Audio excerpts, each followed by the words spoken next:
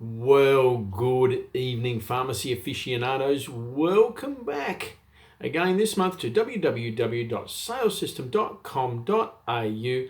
My name's Glenn Guilfoyle and I head up the specialist pharmacy group called The Next Level. And we come to you each month like this in both written and video form with a topic, a chapter, a morsel for you to cogitate over on your journey to the pinnacle of forward pharmacy service. And this month I'd like to dwell over the topic and the role that pharmacists have in diagnosing.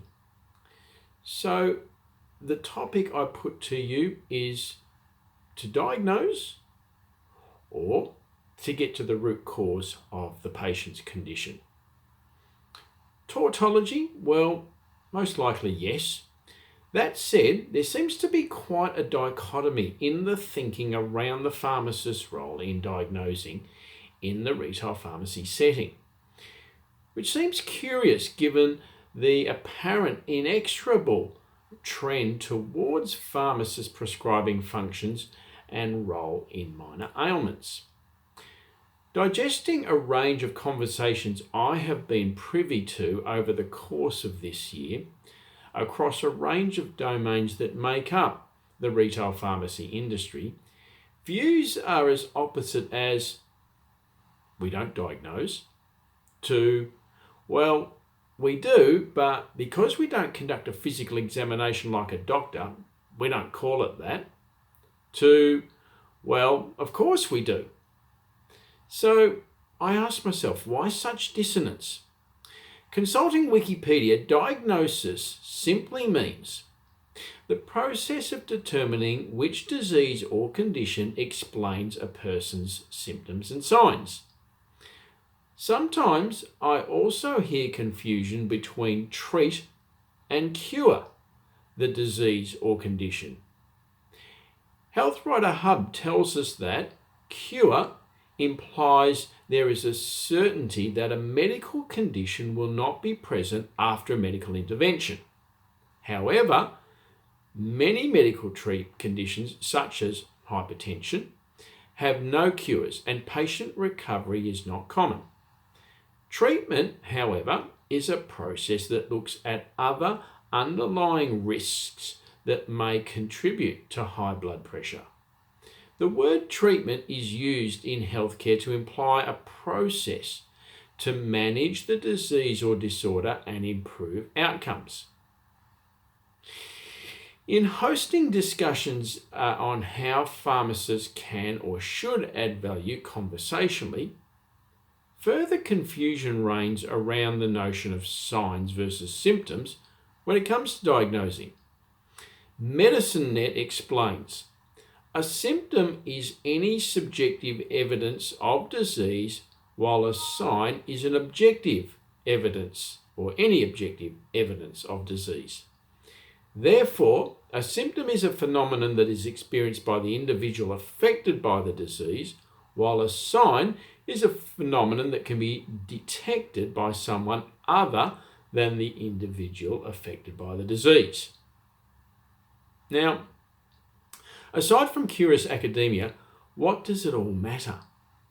The answer is best exemplified by the OTC customer compared to the script customer. Broadly, two scenarios apply. The customer has self-diagnosed versus seeking a diagnosis and solution. In the former scenario, two consequent scenarios follow. The customer is either right or wrong. In any case, one may mount an argument that the pharmacist can add significant value even before an appropriate solution offering by way of asking the right questions the right way to ascertain signs and symptoms to arrive at the most likely diagnosis. Wikipedia reminds us, the information required for diagnosis is typically collected from a history and physical examination of the person seeking medical care. Often, one or more diagnostic procedures, such as diagnostic tests, are also done during the process. Of course, the information available to the pharmacist is typically limited to the history, asking the right questions the right way, and sometimes a physical examination. Therefore, the notion of the root cause of the condition will be understandably more palatable to some than the term diagnosis. One may argue that such discovery is still academic and that the best way a pharmacist can add value is to provide the best solution regardless. The corollary here is that unless the most likely diagnosis is determined from the best available and extractable evidence, then it becomes likely to suboptimize the choices offered to treat the condition, relieve the symptoms, alleviate any side effects from any prevailing primary med, prevent the condition, and provide overall support in terms of well-being for the condition in question.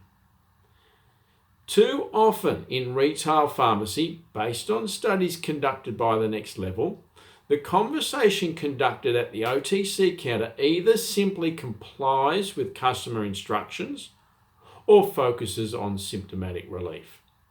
The great opportunity for a pharmacist to add significant value is to diagnose first and then make the best solution offerings accordingly, in the sequence outlined above, starting with treating the condition, which often may not be pharmaceutical. I hope you found this of some interest, relevance, and value. Don't forget, always only a phone call away if you'd like to continue the conversation on the topic one-on-one.